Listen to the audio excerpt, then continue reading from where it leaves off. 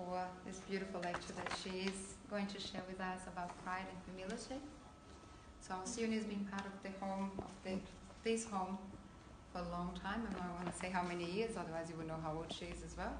And she's going to share a little bit of all the knowledge she has and all the studies that she's been doing. So if you have any questions, we will be opening a space at the end.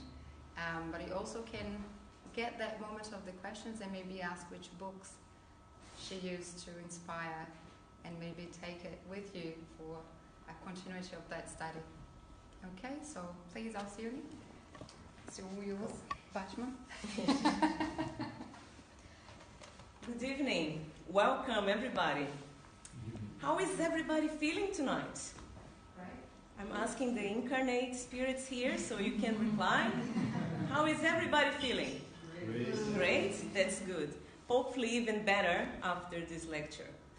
And tonight we're going to start by reflecting on a question. And the question is, why are we here tonight? This one you don't need to reply out loud, that's okay. Unless you really want to, then you can. But it's just for us to reflect with ourselves why we came here tonight. Hopefully, we probably had other options, right? We could have just stayed home, watch TV, Netflix, or just be on Facebook, maybe go for dinner, do something else. But we chose to come here tonight. But why?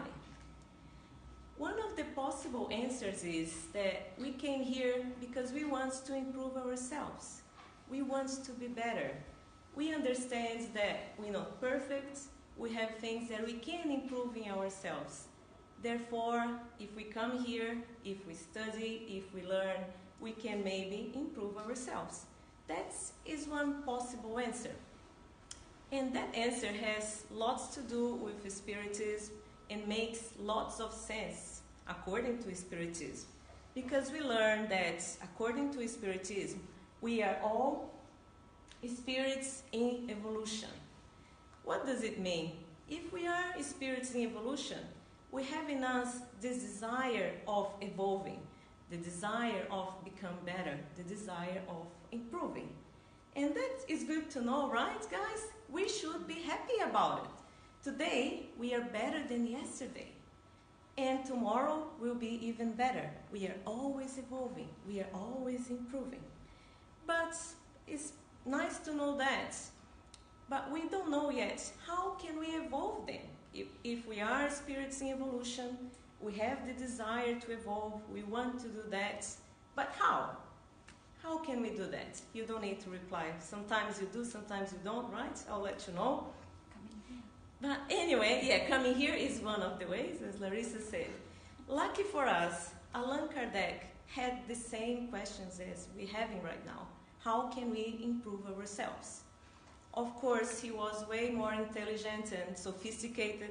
So the way that he formulated the question, it's better than our one, for example. So we can see on Spirit's book, question 919, when he asked the spirits, what is the most efficacious method of ensuring one's own moral improvement in the present life and resisting the attraction of evil? And so basically, how can we improve ourselves, in short? And the answer is, one of the wise of antiquity has told you, know yourself. So the answer seems very simple. 2 words, know yourself. Really easy, right? But in fact, it's a very hard, long process. It's an everyday task if we really want to improve ourselves, to do our know ourselves job.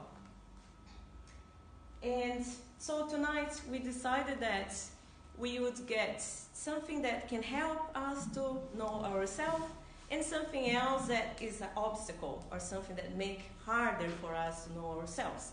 Of course, there are many other things that can help, many other obstacles as well, but tonight we decide to only pick pride as an obstacle or something that makes really hard for us to know ourselves. And also humility, which is a tool and something that will help us to know ourselves and improve ourselves as well. And by the way, we have both. We can be happy that we have some humility in us. And at the same time, we need to be honest with us and recognize we also have pride in ourselves. So we'll give some examples, and hopefully we'll recognize and also identify the moments that we show our pride. So let's start with pride then. Even pride can be positive. Even pride is needed and necessary for our life in small doses. What we call positive pride is our self-esteem, is our love ourselves, look after ourselves, and our recognizing of our qualities. We can't just think that, oh, I'm bad, I'm imperfect, everything is bad in me. No, we need to recognize the good, but also identify things that we can improve. So a certain level of pride in terms of self-esteem, self-confidence is very important for us. The problem is that most of the time we have the excess of pride. Is when we think that we're better than others. For one reason or for the other reason, sometimes we do that in our lives. So tonight we're going to identify when we do that and maybe try to do less in the future. And so when the level of pride is high, we really think that we are here and other people are there. And that might seem strange, and maybe now some people may think, no, I'm not like that. Of course not me. But let's give some examples that maybe we'll see that we do that as well. Some people we perceive as being less than us, maybe having less than us, don't be as intelligent as us, and so the list goes on. But then to understand better, what are the reasons why people have that pride? What are the things that people can be proud of? Now you can answer, please. What are some examples of pride? Why someone says, I'm so proud of my what? Knowledge about Christ. Sorry? Knowledge about Christ. Yes, people can be proud about their knowledge, their intelligence. That is one. I will show a list as well just to help us. And the first item of the list sounds like my brother's name. Some of you know money. It's not money, but it's something similar. Sorry? Money, exactly. Some people that have more money than others, they can feel proud of it, right? They can feel, oh, I have more money. I'm better than other people that don't have as much money as I have. Other examples, if you have a car that's much better than people in your neighborhoods or in your workplace, you can feel proud of it as well. A house, and many times there are material things that as spiritists we know when we pass away, things will stay here, whether it's car, house, money, so no point in being proud of it anyway. But not only material, some people may be proud of their good looks. If they are really beautiful, they think, oh, that person is not as beautiful, and be proud of it as well. Skills, talents, when someone is really good in playing a sport, or even in the profession playing an instrument, could be so many examples. We're just giving some examples so we can think about ourselves as well and identify things that we are maybe proud. And profession, that's very common, and we're going to give a specific example soon. But we perceive some professions there more valued than others.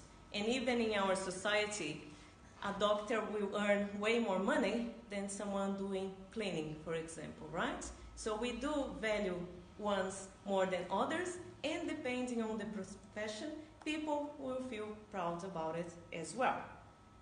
So, and then what happens is when we are too proud, we just want to show others our qualities. We want to show others that we know, that we are good, that we have the best things. Is that okay, Lucas? Okay, cool. And we can find on Gospel According to Spiritism about pride as well.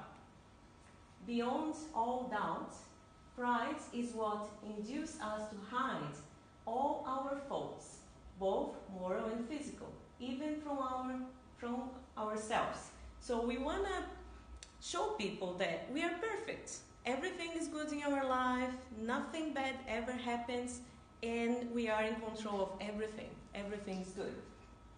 It is found to be the motive and base for almost all human actions. Therefore, it was because pride is the main obstacle to progress that Jesus tried so hard to combat it. So it's really us trying to show that we are better than others. And we're going to give some examples because that I think is easier, right? The real life example. And I'm going to start with a personal one, actually, that will show clearly where my pride was talking so loud, all right? So I was about 12 years old, in Brazil, of course, and it was Easter time. And my family, the financial situation of my family wasn't the best at that time.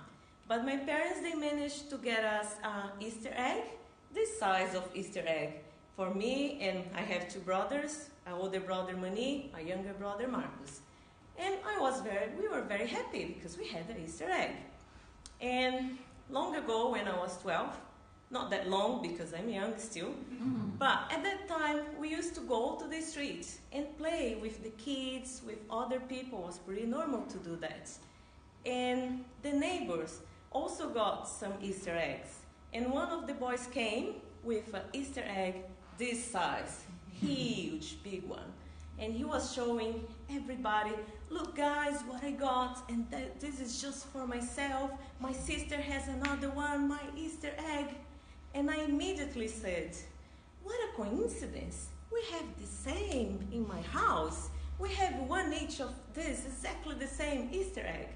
My younger brother, he was about 8 years old and probably less proud and more naive, I would say. And he's look at me, what are you talking about? We just have a small one and we have to share. What are you talking about?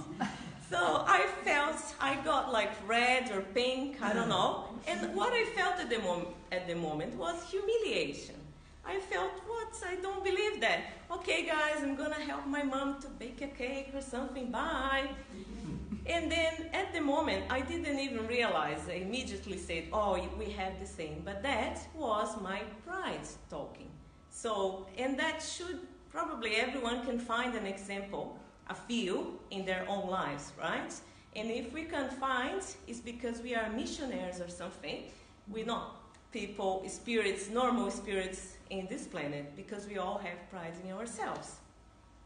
We're just going to give some other examples because I think real examples sometimes can help us to understand better and maybe can help us identify in ourselves as well. Because as we said, to improve ourselves, we need to know ourselves. And we only know if we're honest with ourselves and we're brave enough to recognize, okay, that what I did was wrong. I'm going to try to do better next time. So let's give another example. Two friends, they haven't seen each other for years, many, many years. Let's say it's John, just picking a name. Any John in here? No Johns? Good. Amanda? No Amanda? Okay, good. So let's say John and Amanda, they just meet each other on the street, and then the conversation is okay here, Lucas? Yeah, goes like this. For example, hi Amanda, how are you? Hey John, long time, good to see you. How is your boy? And then John replies, my boy, he's a doctor now. He's a cardiologist. What about your boy? My boy, he's a coffee maker. He works in a coffee shop. Oh, really? Is he gonna go to uni and have a real profession or something else? Oh no, he loves his job. He goes and makes his coffee and do some volunteer work. He's happy like that. Oh, okay, that's cool. All right, cool. We'll catch up later. That's okay, and good to see you. All the best, Amanda. All right, John, all the best. Bye. And then John walks back to his place, and he's just thinking, poor Amanda, his son is just a coffee maker. He's not gonna have a good profession or anything like that. On the other hand, Amanda goes home thinking, wow, lucky John, his son is a doctor. So still, we do have that perception of difference between professions. And some of them can make people proud, and some of them can make people sometimes even ashamed of it. But we need to remember that this is because we are in the material plane still. For those that read or saw the movie Our Home, Nosso Lar, we can see that everybody gets the same payment. Of course, not payment like us, bonus horas in the different plan, in the same way. Whether you are a doctor or if you're cleaning the floor, you get the same payment in the spiritual plan. But for us, this is still really hard to see as same as work. The most important is not the type of work, it's how we do the work. If we're doing with our hearts, if we're doing happy, or if we're doing complaining. So when we pass away to our real life, doesn't really matter. Nothing will make us more proud or less proud, depending on the type of job.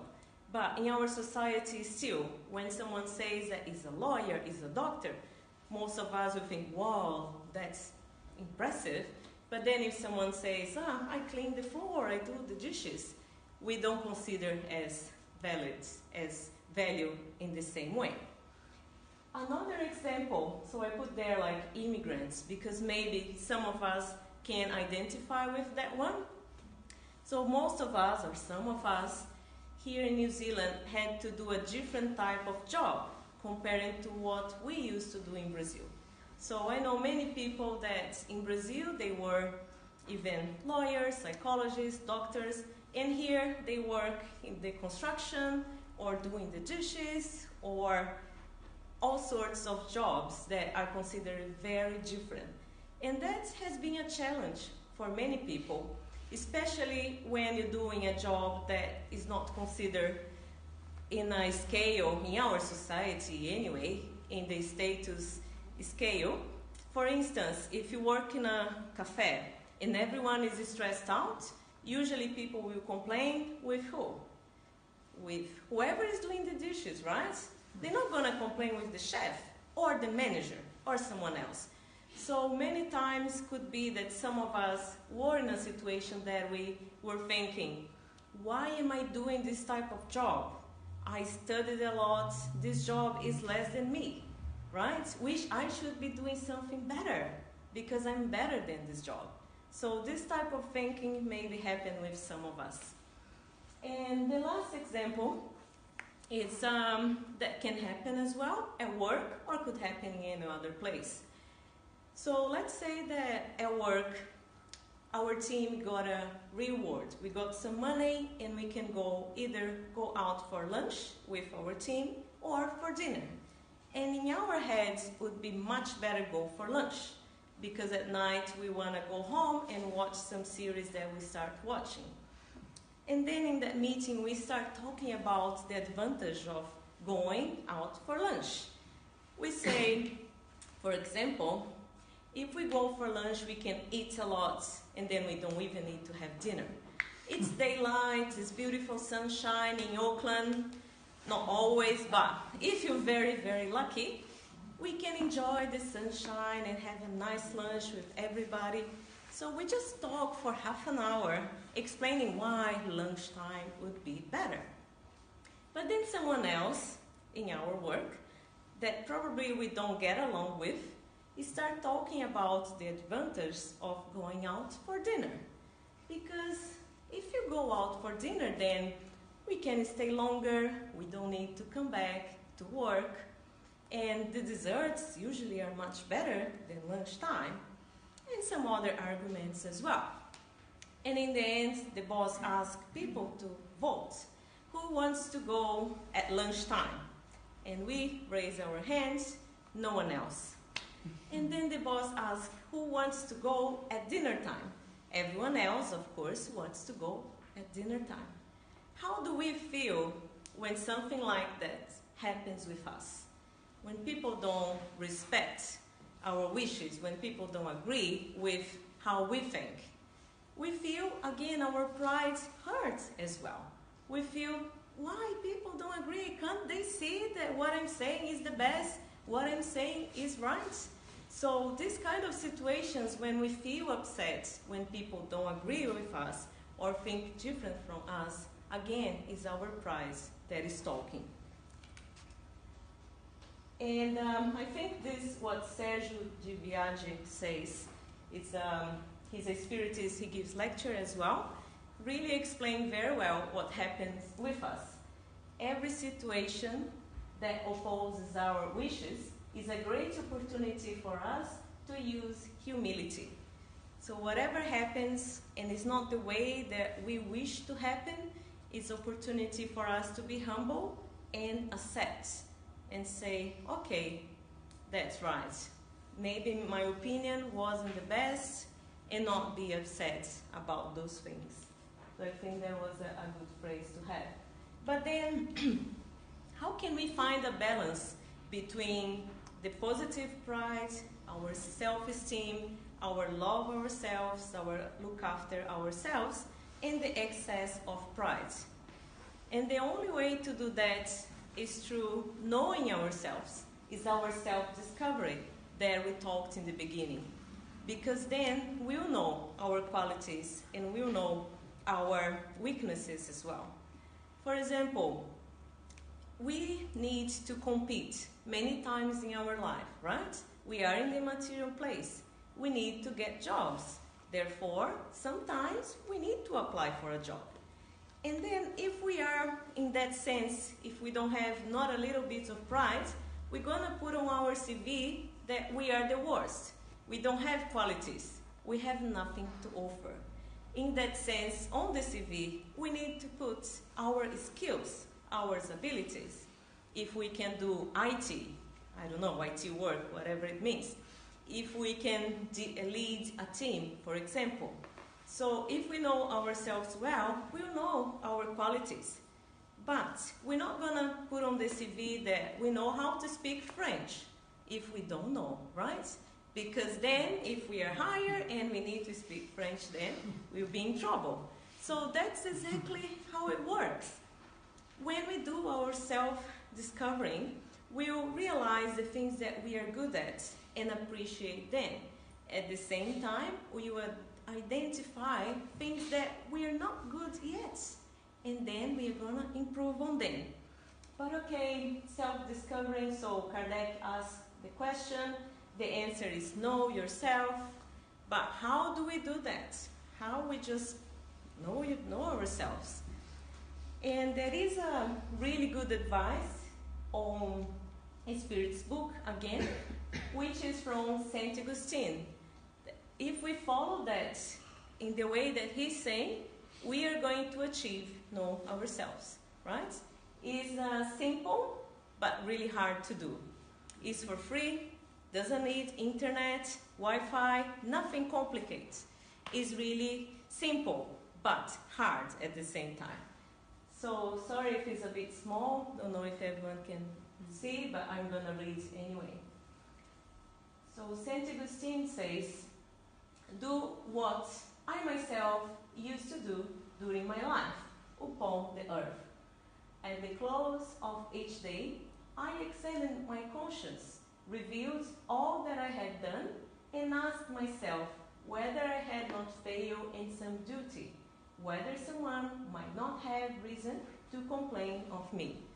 So every night, you can have maybe 10-15 minutes and review everything that happened during that day. And identify, did I do something that wasn't right? Is anyone now thinking, oh, Alcione, why did you do that? Is someone that is complaining of me at the moment? Did I miss an opportunity of saying, I'm sorry, I'm wrong? Or did I miss the opportunity to forgive somebody? But this, what is required? So it's very simple, but we need discipline, we need to do that every day, and willingness to do it. And plus persistency. Because maybe we'll do that one day and realize that we were so jealous of someone at work. For example, we identify that. And then we make a plan. Okay, tomorrow I'm going to stop when I perceive, when I identify that. I'm not going to do it. And the next day we go, and again we have the same reaction. At night, with discipline, we're going to realize, oh, I did again. What do? Try again, and until one day we achieve that. It's an everyday activity. It's not overnight that we're going to know ourselves. It's not overnight that we're going to change. So it does require lots from us. And then he keeps saying that it was in this way that I succeed in obtaining a knowledge of myself, and in ascertaining what there was in me that needed reform. So he learned how to, all the qualities and the things that needed reform, things that needed to improve. He who every evening should thus recall all the actions of the day, asking himself whether he has done ill or well, so bad or good, and praying to God and his guardian angel to enlighten him, would acquire great strength for self-improvement. For believe me, God would assist him. St. Augustine.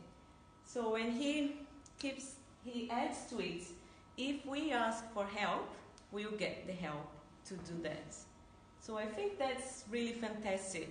That's the way to know ourselves. We all can do, right? Everyone can do. Doesn't matter.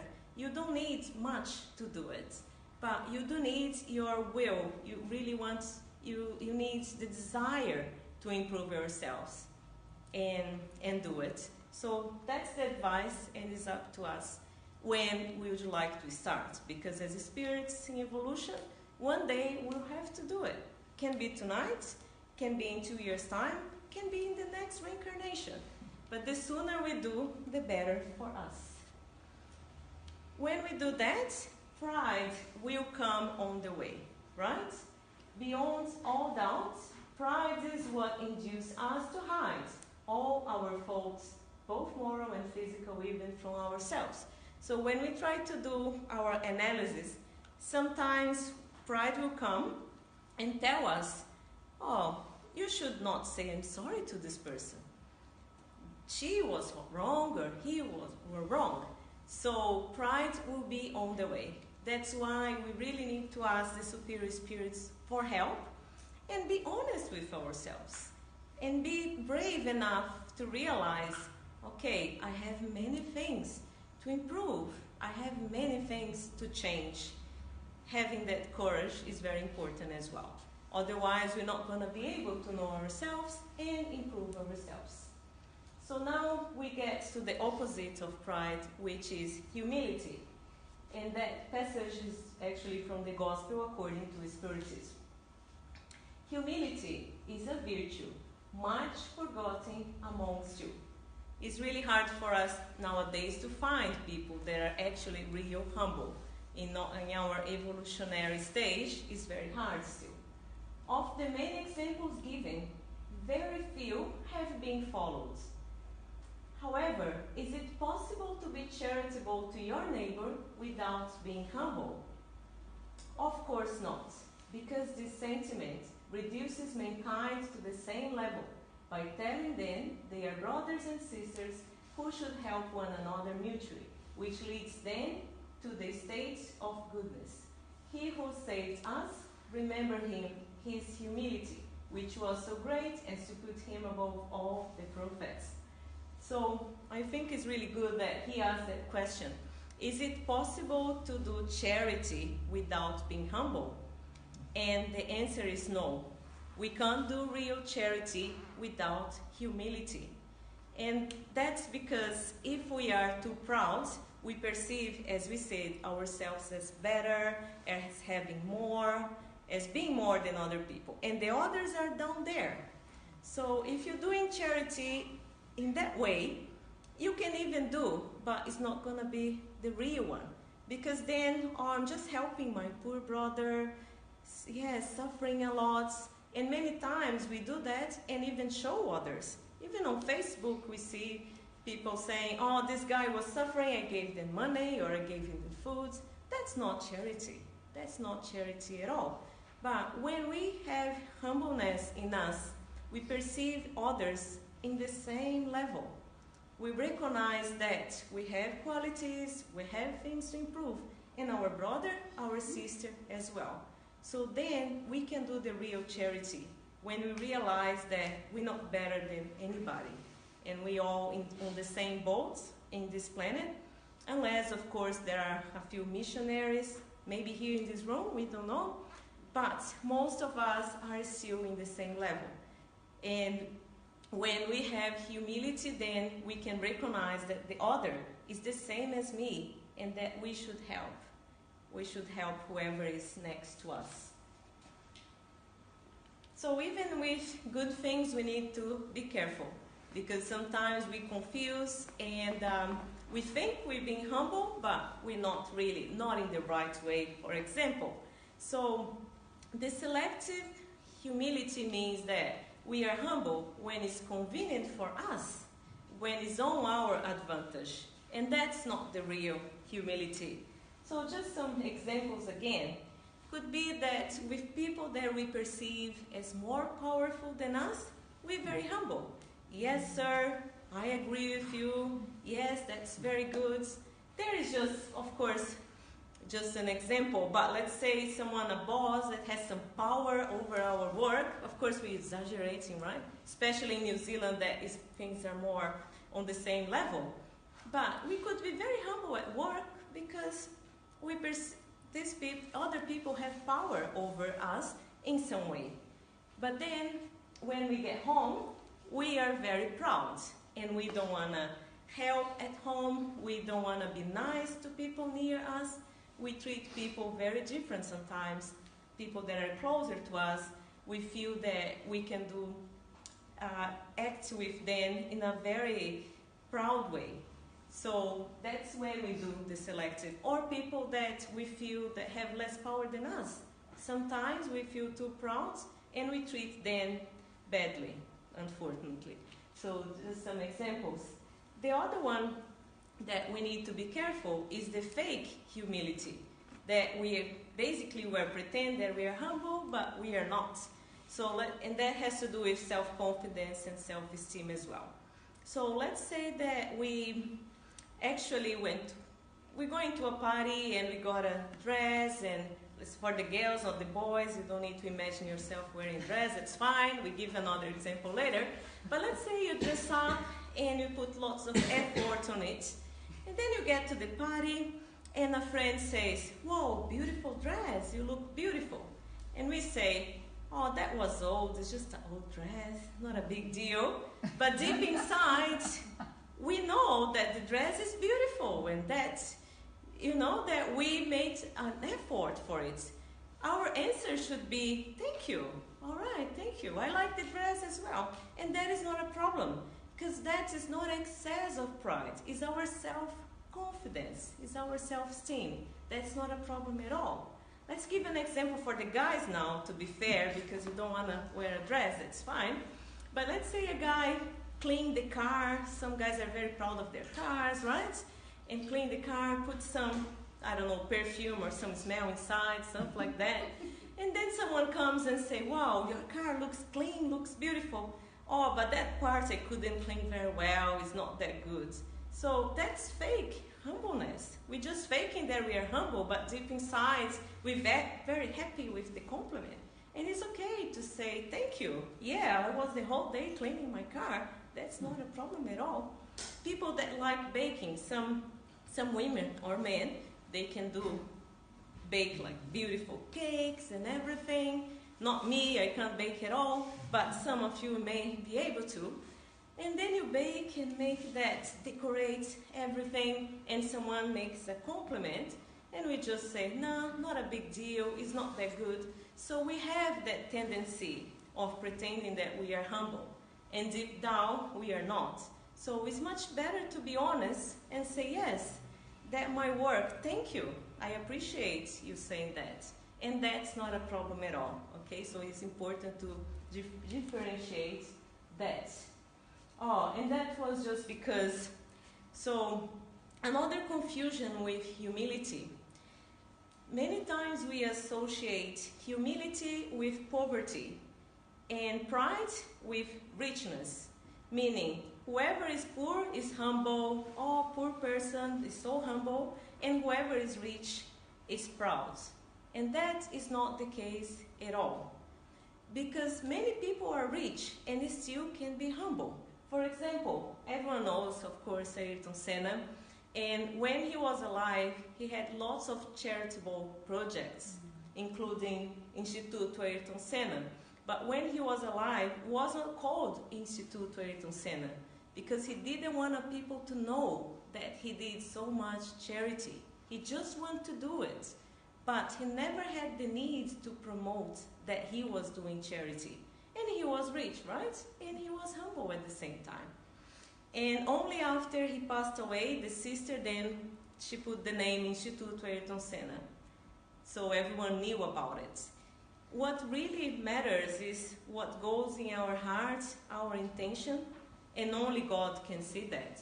So here in this planet, by looking at each other, we can't see who is humble, who is proud. Only God can see that. What really matters are our actions, our thoughts, and how we treat others as well. So someone really poor can be very proud as well. And someone really rich can be also humble. So it's not about the material things. It's about how we deal with our life. And again, from the gospel, and maybe this confusion can come a little bit from this passage, when it says, blessed are the poor in spirit, for theirs is the kingdom of heaven.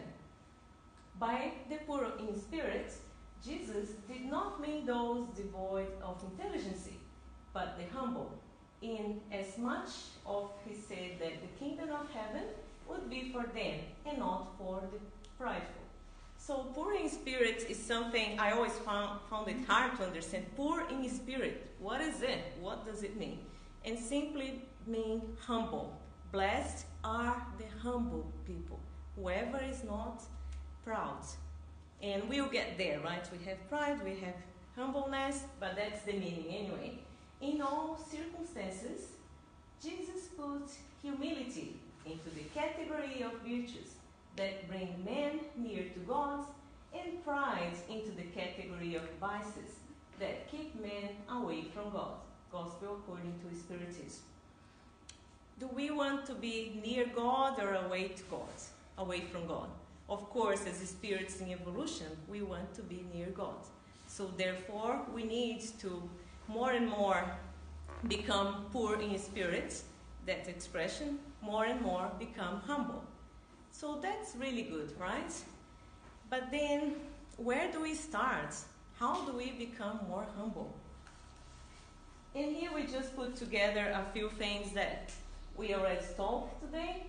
And to start with, again, self-discovering, know ourselves. We know St. Augustine advice, and we know that we need to pay attention in our thoughts, in our actions, in order to identify when we are too proud, or when we are jealous, when we are selfish, and all those vices. But also, when doing our self-discovering, we need to appreciate our good qualities, the things that we are good already. Sometimes we are able to do charity. We all have done charity in some way or the other. Sometimes we were able to forgive, to be kind, so we have good in ourselves. And we need to learn to appreciate and be happy about it.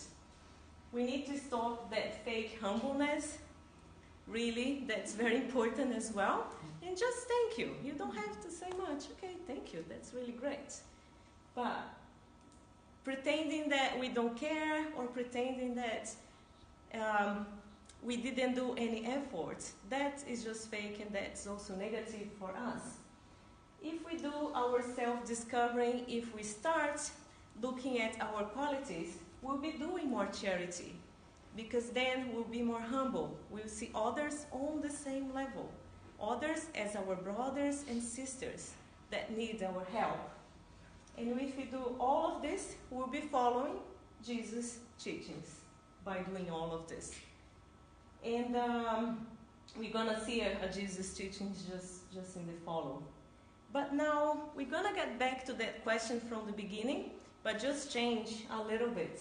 What would be, why are we here, but not in this room tonight? Why are we here in this planet? Like incarnated here, right? Why we were born in a family, go to school, go to work. Why? What is the point of it in the end of the day? And then no one better to reply than Jesus, our Master. And we can find the answer there. When Jesus said, love the Lord, your God, with all your heart, and with all your soul, and with your entire mind.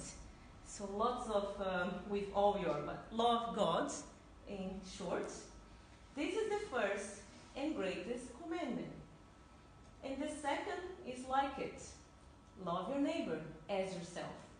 All the law and the prophets hang on these two commandments. So Matthew is from the Bible, but also we can find on the Gospel according to His Spirit is. So we're here in the end of the day to love. Love God, love our brothers, love ourselves. That's it. That's why we are here in this planet. And actually that I got from a lecture from Nazareno Feitosa. And he explained that very well. But if we think about, that's it, guys, that's it, love. But of course, it's not that easy. There is a process. There are many things we need to do to get to it. But it's really good to have in the back of our minds that that's our goal. That's why we are here, to love. When we are in a situation when we feel proud, or that we feel selfish, that we are upset with our brother, or someone in our family, or someone at work, we should remember, we are here to learn how to love. That's why we are here. But then, all right, that's good to know, but where do we start? How we start this process? We'll get there, we'll get to fully love everybody as brothers and sisters. So one way of start is really about knowing ourselves. Again, know ourselves. And now we have all these steps as well. And the way we do that, we have to look at the mirror. Not the mirror where we check our hair or something, but would be more like a mirror for our soul. Before we go to sleep, if we look at the mirror and see the actions of the day, see the things that we did that were good and the things that were not so good, and make a plan to be better next day. That's the know ourselves. And now we're gonna play a song, as usual, right? We're gonna play a song that is a motivational song that talks about know ourselves, look at the mirror. Hopefully will motivate us to start tonight our self-discovery. And then after the song, we'll open space for questions or for comments as well. All right? So, yeah. I think better keep the cable just in case. Just a second. And we're gonna show the lyric of the song as usual. Just put the next one.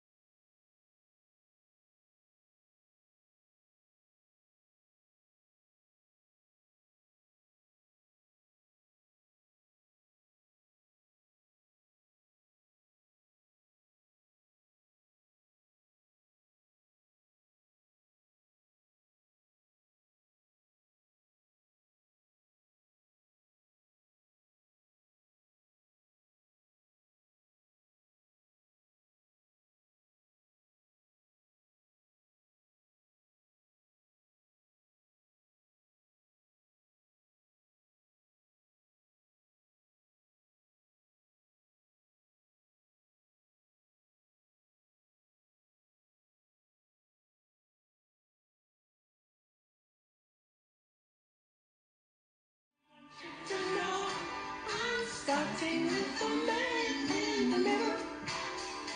I'm asking.